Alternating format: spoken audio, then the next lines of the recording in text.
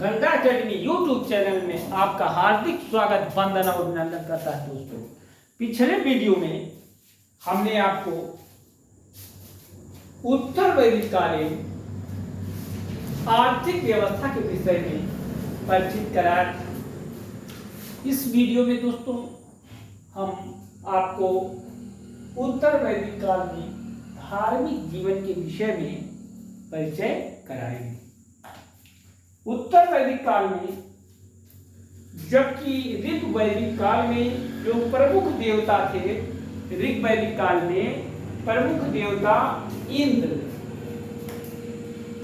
इंद्र और अग्नि, जबकि उत्तर वैदिक काल में जो प्रमुख देवता हो गया वो प्रजापति है।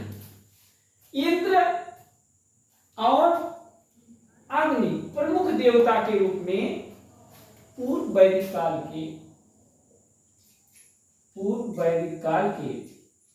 प्रमुख देवता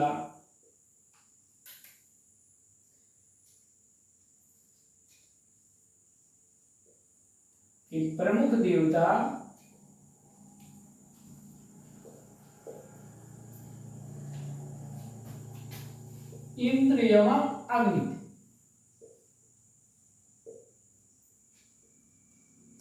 इंद्र और अग्नि, इंद्र का उल्लेख 250 बार हुआ है, अग्नि का 200 बार हुआ। ये ऋग वैदिक काल के दो प्रमुख देवता थे। इंद्र को बहुत पूछा जाता है, इसको पुरंदर, पुरभेदता, दुर्गभेदता, ये युद्ध और वर्षा का देवता माना जाता था। इन नामों से जाना जाता था। ये युद्ध एवं वर्षा का देवता था। ये इंद्र की स्तुतियां, युद्ध में विजय की कामना से इंद्र की स्तुति की जाती थी और देवताओं को आहुति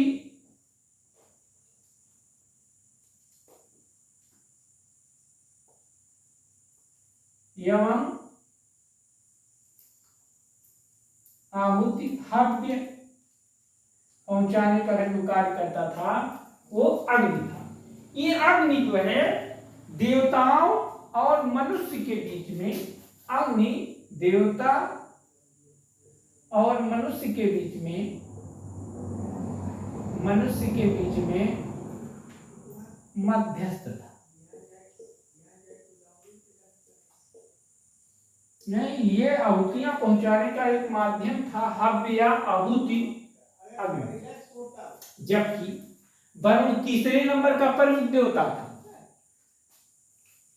वरुण को नदी, तालाब अर्थात जल देवता के रूप में जाना जाता था। लेकिन जब उत्तर वैदिक काल आया, उत्तर वैदिक काल में इन देवताओं का महत्व कम हो गया और सर्वप्रथम उत्तर वैदिक काल में प्रजापति ब्रह्मा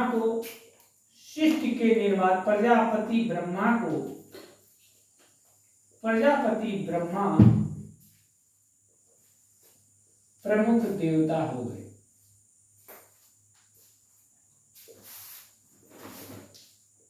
इसमें दो देवताओं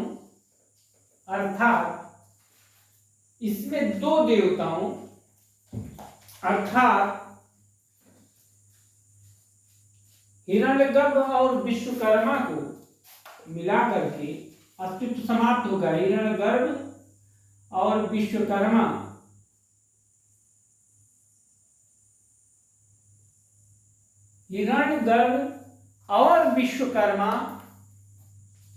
दोनों पूर्ववर्ती देवता इसी ब्रह्मा में समाहित हो गए।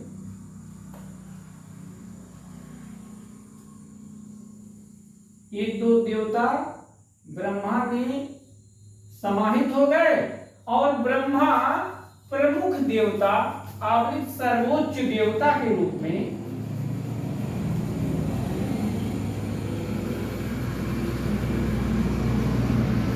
देवता के रूप में उत्तर वैदिक काल में दिखाई देता है। उत्तर वैदिक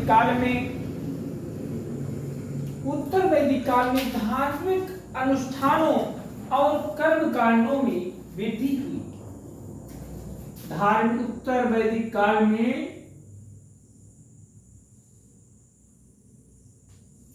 धार्मिक अनुष्ठानों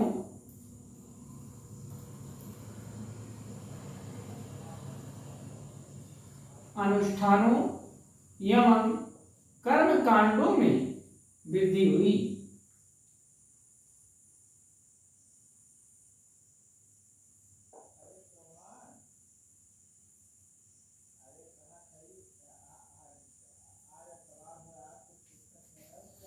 धार्मिक अनुष्ठानों एवं कर्म कांडों में वृद्धि।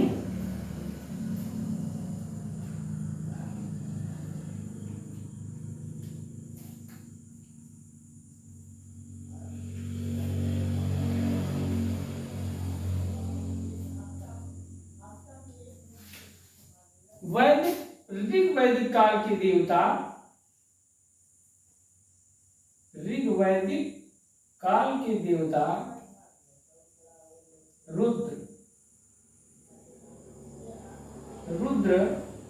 रुद्र शिव के रूप में प्रतिष्ठित हो गए।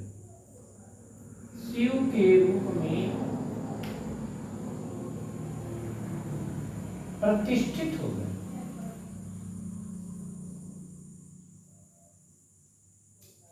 अर्थात रुद्र को अब उत्तर वैदिक काल में शिव कहा जाएगा। ये ऋग्वैदिक काल के देवता रुद्र को अब उत्तर वैदिक काल में शिव कहा जाने लगा।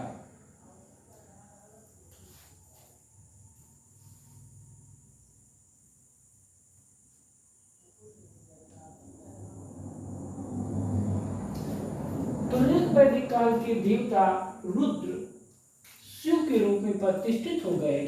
उत्तर वैदिक काल में इन्हें शिव कहा जाने लगा।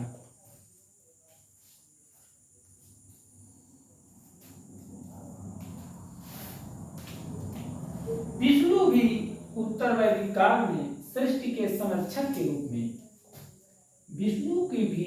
विष्णु का भी सृष्टि संरक्षक देवता के रूप में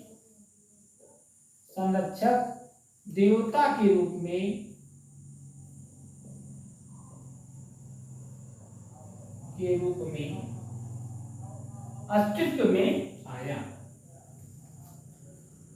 सृष्टि संरक्षक देवता के रूप में विष्णु का भी उल्लेख उत्तर वैदिक काल में किया गया है।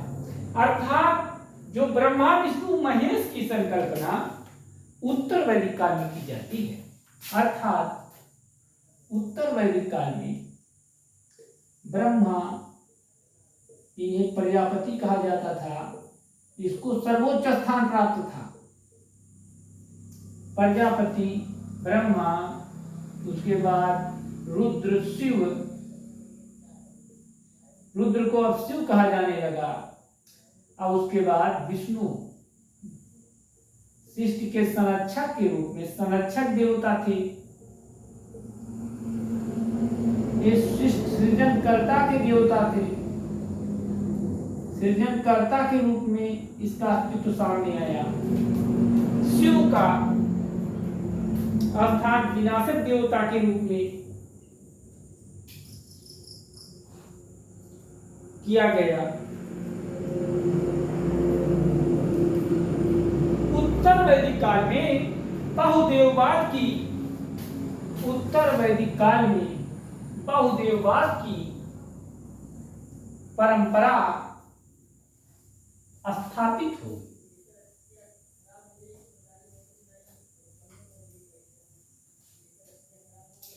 उत्तर वैदिक काल में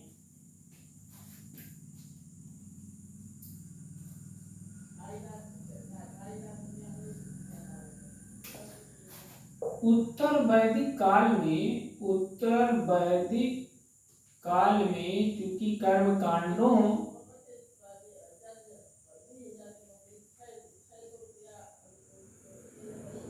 कर्म कांडों एवं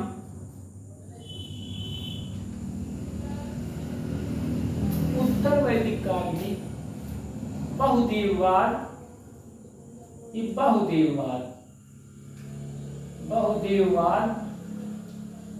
वाद मतलब होता है विचार, मतलब बहुत सारे देवताओं का विचार लोगों के मन में आया, तो बहुत सारे देवताओं की कर्मकांडों की, बहुदेववाद एवं कर्मकांडों की प्रतिक्रिया के रूप में, कर्मकांडों की प्रतिक्रिया के रूप में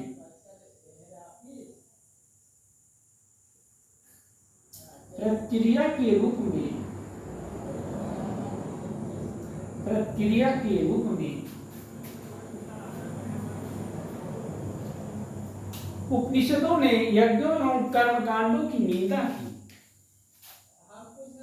उपनिषदों ने कर्मकांडों एवं यज्ञों की निंदा की।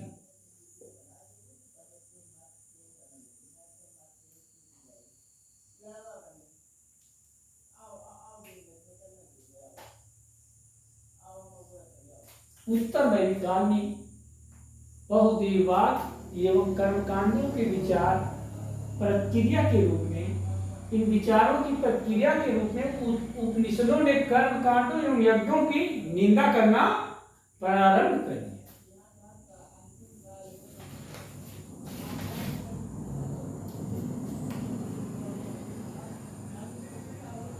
उपनिषदों ने ब्रह्मा को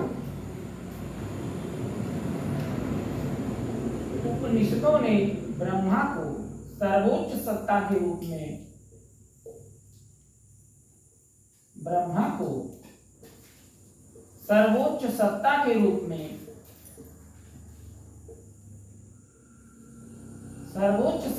रूप में, स्थापित किया।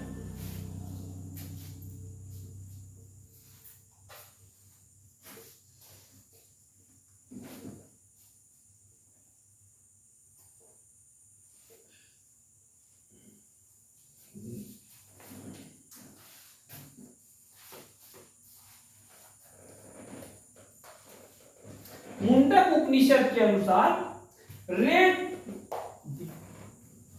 यज्ञ एक ऐसी नौका है जिस पर भरोसा नहीं किया जा सकता।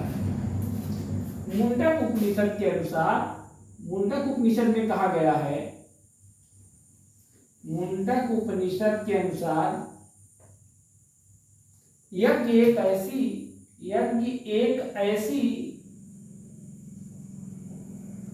जल विहीन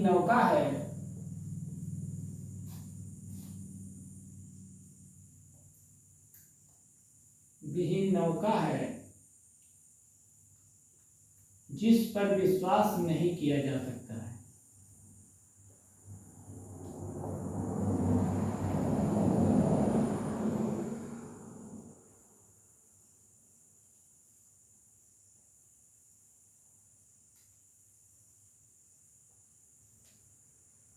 एक ऐसा जल विहीन नौका है जिस पर विश्वास नहीं किया जा सकता।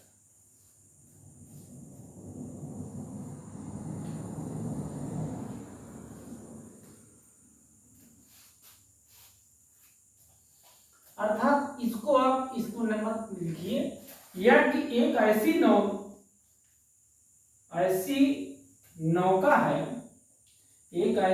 नौका है जिस पर विश्वास नहीं किया जा सकता। ये तथ्य कहा गया है मुंडक उपनिषद में।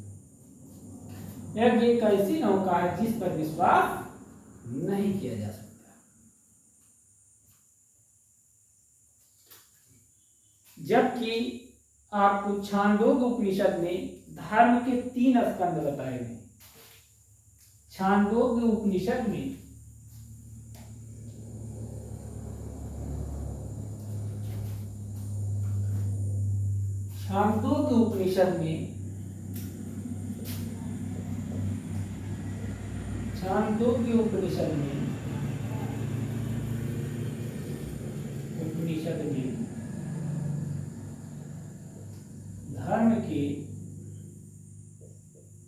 3 स्कंद बताए।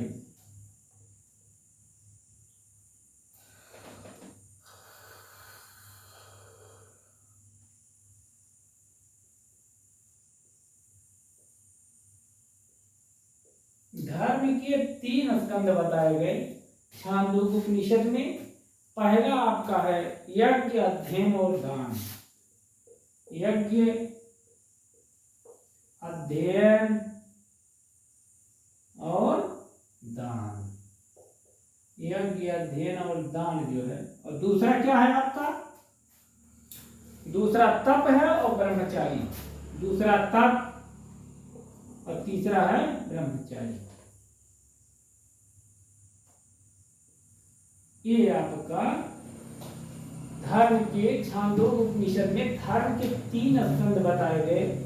यज्ञ, अध्ययन और दान, तप और ब्रह्मचारी। देवताओं के 3 प्रकार थे। देवताओं के प्रकार।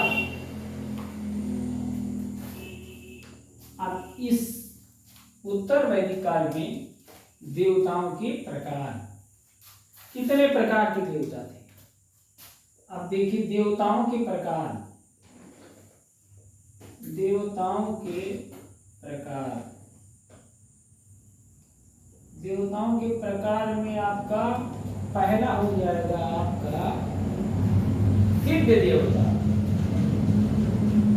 कुछ देवता दिव्य। दिव्य देवताओं में कौन कौन था? दिव्य देवताओं में स्वर्ग में रहने वाले देवता थे, ये स्वर्गीय देवता। स्वर्गीय देवता जो थे वो दिव्य देवता थे। पार्थिव देवता, पार्थिव माने नष्ट होने वाले, वही पृथ्वी पर पार्थिव देवता। पार्थिव जो देवता थे पृथ्वी पर रहने वाले देवता। पृथ्वी पर रहने वाले देवता।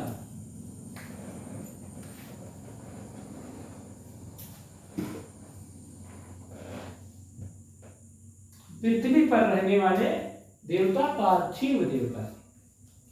और उसके बाद गोजात। गोजात जो था, गोजात गौ से संबंधित, गाय से संबंधित, गोजात।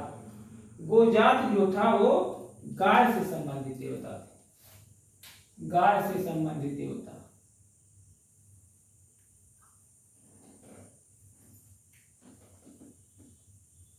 गोजात।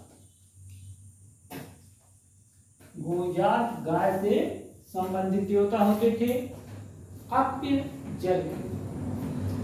अप्य जो था ये जल के देवता।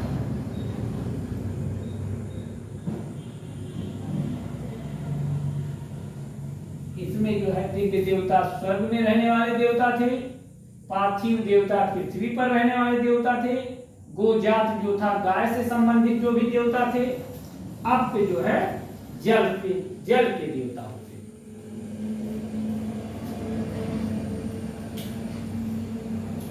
येत्रे ब्राह्मण, येत्रे ब्राह्मण। चारों वर्णों के कर्तव्यों का वर्णन किया गया।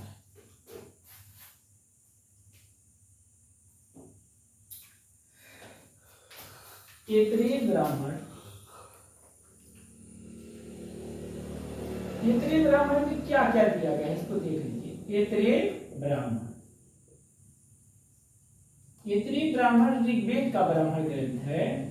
तो येत्रे ब्राह्मण में पहला दिया गया है चारों वर्णों के कर्तव्यों का उल्लेख। चारों वर्णों के कर्तव्यों का वर्णन कहाँ किया गया है? येत्रेय ब्राह्मण। येत्रेय ब्राह्मण में बताया गया है कि चारों वर्णों ब्राह्मण, क्षत्रिय, वैश्य और शूद्र के क्या क्या कर्तव्य होंगे। दूसरा, सुनाशेष आख्यान में सुनाशेष के पिता ने राजा हरिश्चंद्र को पुरुष मेध यज्ञ के लिए सुनाशेष को बेच दिया था। सुनाशेष आख्यान की चर्चा। सुनाशेष आख्यान की चर्चा कहाँ की गई है? इसमें सुनाशेष का पिता, सुनाशेष आख्यान, सुनाशेष का पिता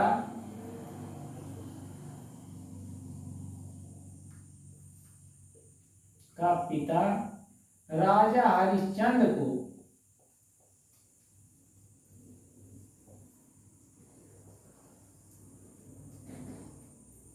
हरिश्चंद्र को सुनाशेष को बेच देता है। कितना लेता है? ये 100 गायों के बदले में 100 गाय लेकर के 100 गाय के बदले में पुरुष मेध यज्ञ के लिए सुनाशेष का पिता राजा हरिश्चंद्र को 100 गायों के बदले में सुनाशेष को बेच देता। सुनाशेष आख्यान में बताया गया है कि सुनाशेष के पिता ने पुरुष मेध यज्ञ के लिए जो है सुनाशेष को 100 गायों के बदले में जो है राजा हरिश्चंद्र को विक्रय कर दिया था, बेच दिया था। इस बात से सिद्ध होता है कि पुत्र पिता की संपत्ति समझे जाते थे और पुत्र का विक्रय करने का भी अधिकार जो है पिता को था।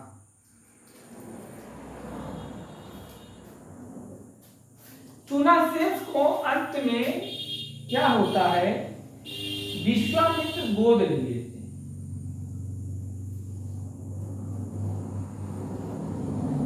विश्वामित्र सुनाशेष को गोद ले लेते हैं। राजा हरिश्चंद्र को 100 गायों के बदले में बेच देता है। सुनाशेष आख्यान से यह पता चलता है कि सुनाशेष का पिता राजा हरिश्चंद्र को 100 गायों के बदले में बेच देता है और बाद में विश्वामित्र जो है सुनाशेष को गोद ले लेते हैं।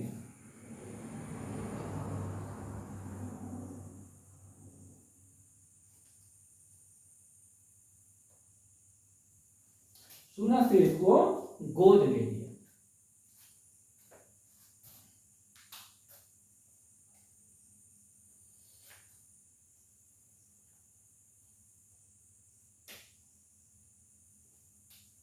ऐत्रेय ब्राह्मण में पुत्र को ऐत्रेय ब्राह्मण में पुत्र को ऐत्रेय ब्राह्मण में पुत्र को ऐत्रेय ब्राह्मण में पुत्र को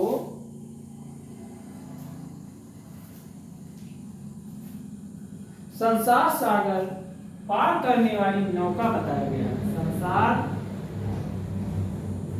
पार करने की नौका करने का नौका कहा गया है।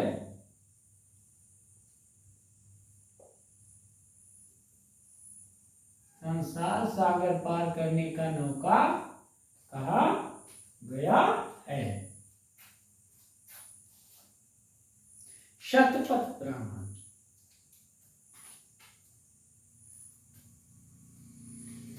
शतपथ ब्राह्मण में कहा गया है कि राजा को प्रजा का अनुमोदन होना चाहिए।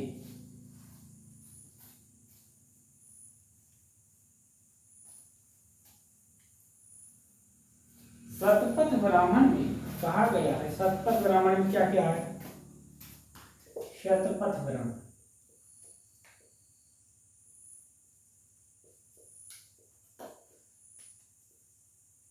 पहला पॉइंट है आपको, राजा को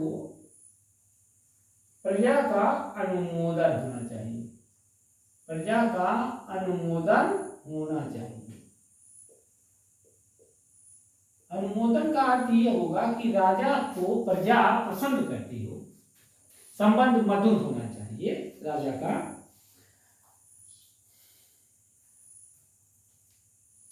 शतपथ ब्राह्मण में दूसरा कुलाल, कुलाल शब्द आया है कुम्हार के चाक के लिए। कुम्हार के चाक के लिए इस शब्द का उल्लेख शतपथ ब्राह्मण में किया गया।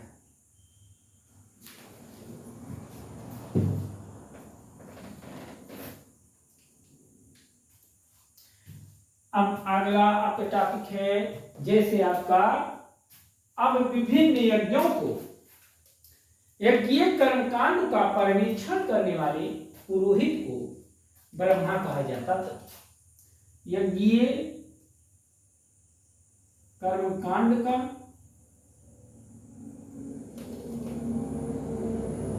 सर्वेक्षण करने वाले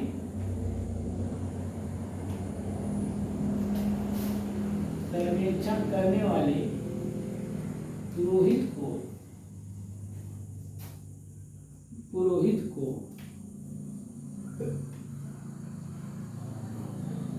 ब्रह्मा कहा जाता है। ये ब्रह्मा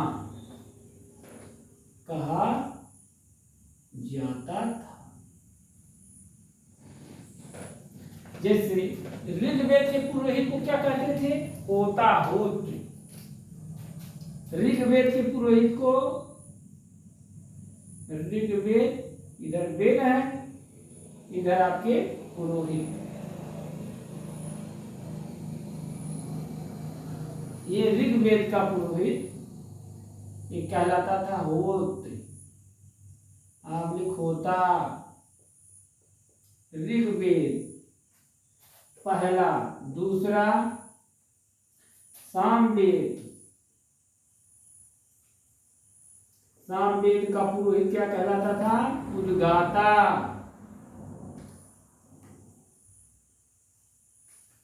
और यजुर्वेद का जो यज्ञ संबंधी विधि विधान की चर्चा जिसमें है, इसका जो है यजुर्वेद का अध्वर्यु। इसमें ऋग्वेद में सामवेद को शास्त्रीय संगीत का जनक माना जाता है। यज्ञ संबंधी विधि विधान की चर्चा इसमें की गई है। चौथा जो है अथर्ववेद होता था। अथर्ववेद जिसकी रचना अथर्वा ऋषि ने किया है, इसको ब्रह्मा कहते हैं।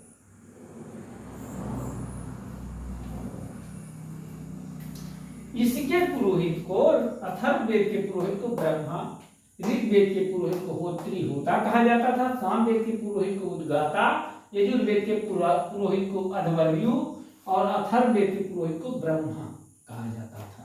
ये कर्मकांडों का सर्वेक्षण करने वाला जो इन चारों में जो एक कर्मकांड है, तो इनका सर्वेक्षण करने वाला टोटल ब्रह्मा था। वो ब्रह्मा कहा जाता था जो कर्मकांडों का सर्वेक्षण करने का कार्य करता था।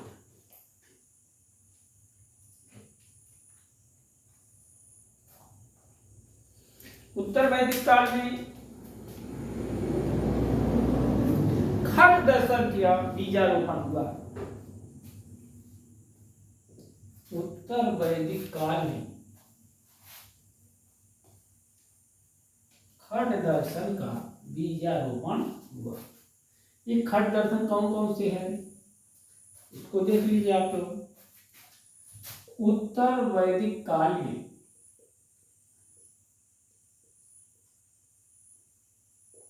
खड दर्शन का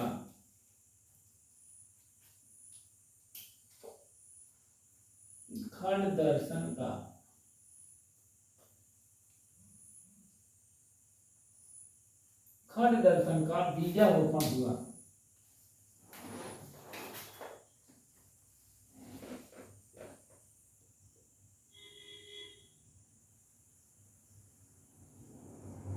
खड दर्शन का बीजारोपण हुआ।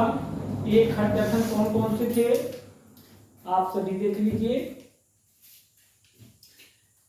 शाम एक तरफ लिखिए आप सभी लोग दर्शन, और दूसरी तरफ लिख लीजिए सभी लोग प्रतिपादक।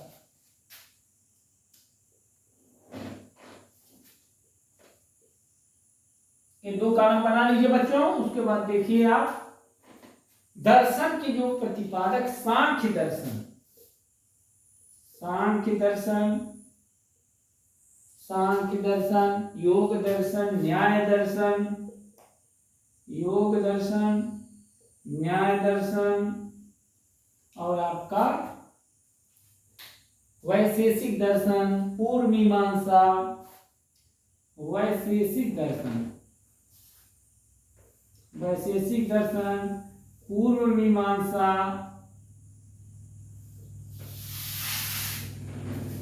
पूर्व मीमांसा, और उसके बाद उत्तर मीमांसा। पूर्व मीमांसा, मीमांसा या वेदांत, ये पूर्व मीमांसा हुआ। उसके बाद मीमांसा एवं मीमांसा या वेदांत, वेदांत। तो सांख्य दर्शन के प्रतिपादक कपिल मुनि थे, इसके कपिल प्रतिपादक थे। योग दर्शन के पतंजलि थे।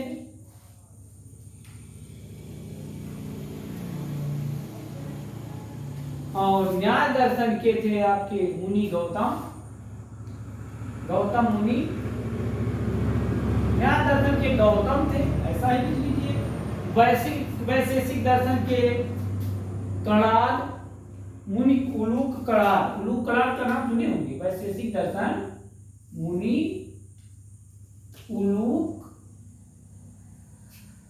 कणाद। अब पूर्व मीमांसा के जैमिनीय, इसके पूर्व मीमांसा के जैमिनीय, और उत्तर मीमांसा या वेदांत की वादरायण। तो इस तरह हम देखते हैं कि उत्तर वैदिक काल में, उत्तर वैदिक काल में खट दर्शन का बीजारोपण हुआ।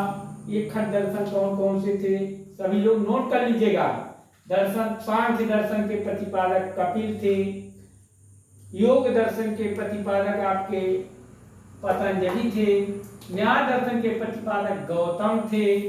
वैशेषिक दर्शन के उलूक कणाद थे। पूर्व मीमांसा के जैमिनी थे। और वेदांत या मीमांसा दर्शन के प्रतिपादक वादरायण। इसी के साथ और इस काल में आश्रम व्यवस्था भी प्रचलन में थी। जैसा हमने पूर्ववत बताया है कि छांदोग्य उपनिषद में केवल 3 आश्रमों का उल्लेख किया गया है। जैसे आपका 3 आश्रमों का उल्लेख है, ब्रह्मचर्य, गृहस्थ और वानप्रस्थ। जबकि चौथे आश्रम का उल्लेख भी जबालोपनिषद में मिलता है। जबालोपनिषद में चारों आश्रमों का वर्णन कहाँ पे किया गया है? जबालोपनिषद में। और आश्रम का सर्वप्रथम वर्णन कहाँ किया गया है? वो छांदोग्य उपनिषद में किया गया है। लेकिन वहां 3 ही आश्रमों का वर्णन किया गया है। इस तरह ऋग्वेद में, जैसा कि हम सभी लोग जानते हैं, इस तरीके से आज का हमारा ये उत्तर वैदिक काल में धार्मिक जीवन का सेशन समाप्त होता है। आप सभी बंधुओं से निवेदन है कि आप सभी लोग हमारे गंगा एकेडमी चैनल को सब्सक्राइब कर लीजिए, ताकि नोटिफिकेशन आपको पहुंचता रहे और आप सभी पढ़ते रहें। और इतनी शुभकामनाओं के साथ आज का सेशन हम समाप्त करते हैं। जय हिंद, जय भारत।